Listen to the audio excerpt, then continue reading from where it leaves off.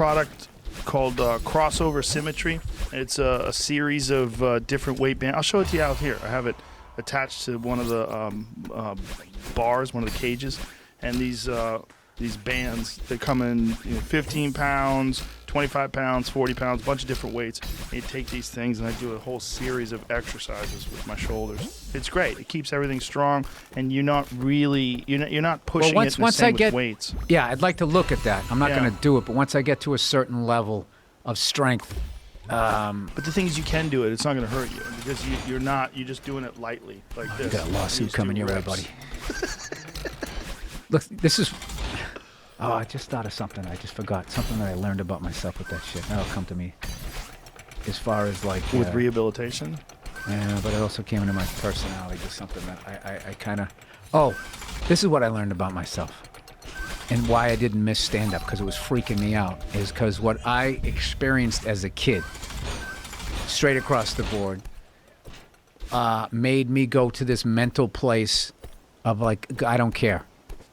Fuck it, I don't care, I don't need it, I don't give a shit. And that's what caused everything to get walled off. And that actually feeds into rehabbing injuries, because it was a big moment for me where I got this fucking console thing that I'm trying to put in my podcast studio, and I was supposed to deliver it and bring it in there, right? So the day they were going to deliver it, my wife went into labor. So I went to the hospital, and then they showed up, and I didn't want them going out in my garage. I got all my memorabilia and shit. I just didn't want people in there unless I was there. So I said, I just have them drop it off. I thought it was going to be a box, and it was already assembled. And it was fucking big, right? And it was also the weight load of it. I was like, fuck it. If I keep my arms in like this, it's mostly biceps, and I was going to do this, and I was going to do this stupid German-Irish. Fuck it. And what it was going to do was going to set me back. Once again, like I had a big setback in February. I had an acting gig, and they said, hey, it was just a stupid little action thing. There's a wall, put your hands on it, hop over. Can you do that? I'm like, yeah, my shoulder feels pretty good. And the second I went like that, I felt like lightning go down my shoulder, and I was like, fuck. Right back to the fucking tuna canning and all of that shit. So I actually had a friend come over. We were going to do it. I said, you know what, dude? I owe you a fucking dinner or something. I'm not doing this. And I called up this guy that I knew who has a construction company. I go, you got a couple of strong young guys that can just move this thing in there. And I just had them do it. And that's like something that I'm pushing through where it helps me as a comic. And it also helps me deal with highly emotional shit, because I can just shut shit off and just do what I have to do. Which works, like back in the day when you're going to do Letterman, which was fucking terrifying. It's freezing cold.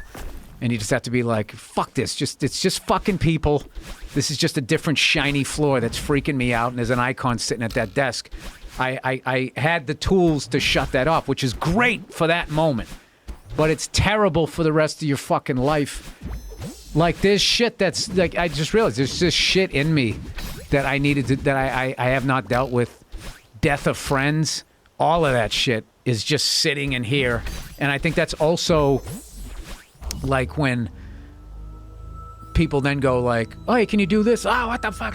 Like, it's not all just that I'm not going to get what I want. A lot of that is, like, you got all of this shit that you're sitting on.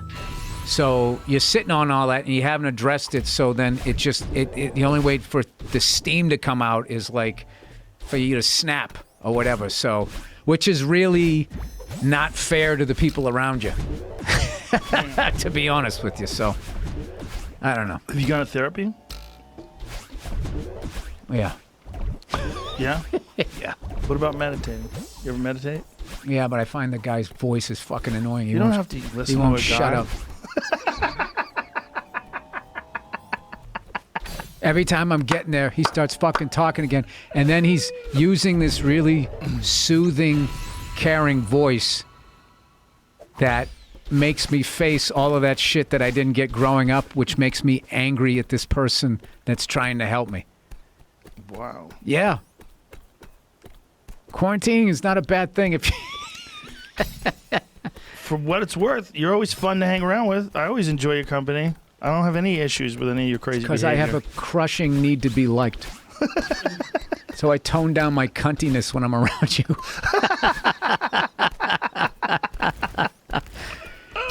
Listen, my wife knows me. Hang out with her one time. She'll tell you some fucking stories. I'm sure. Yeah.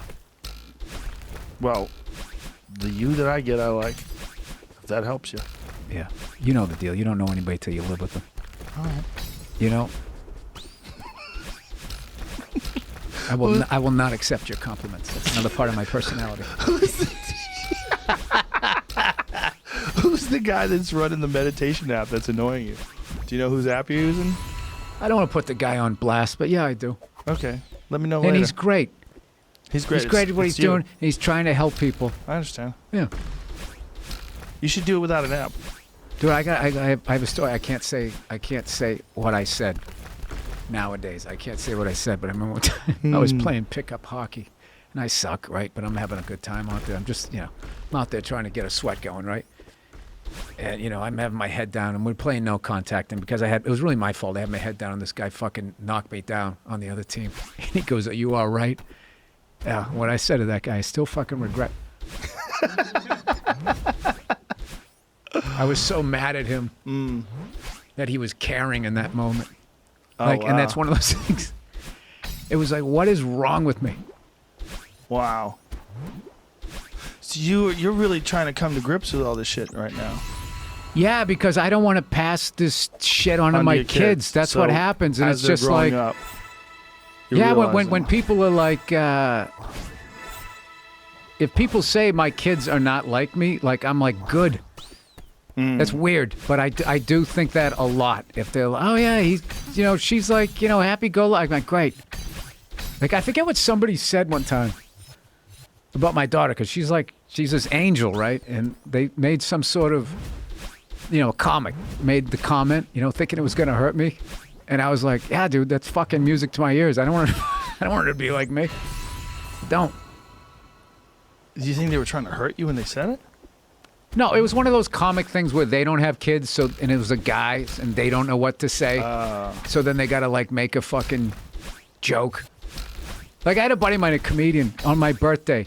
He goes, "Hey, happy destroying your mother's uterus day."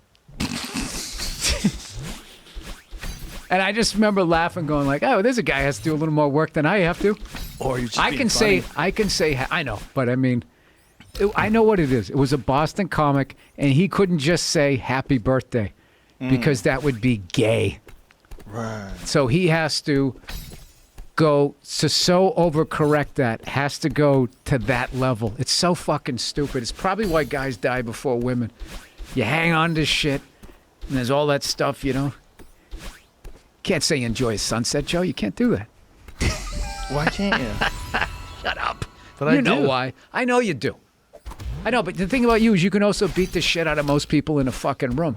So you got that. So people can be like, oh, wow. They actually want to hear that from you. When they see you spinning heel kick, they want to know that you enjoy a sunset. Because, I don't want if this guy's as angry as I am and can do all of that shit, what are my odds of getting out of here? So you want to see that out of a guy like you.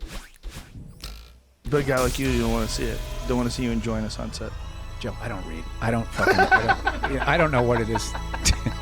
I am too in here to understand me. This is interesting. I have a very weird thing. I have an alley of my personality that works that I somehow turned into a living. Yeah. But the rest of it looks like Fred Sanford's yard. Old radiators and bed frames and shit. It's a fucking mess. It's interesting because I've never seen you this introspective, where you're really trying to work it out. You're really thinking about it more than I've ever seen you think about it before. You've always joked around about it, In all the years I've known you, it's always been a part of the things you talk about. But it seems much more at the forefront of your consciousness right now. Like, it's something you really need to work on. You really realize, I got to fix this. Yeah, I think it started last year doing the movie. Oh,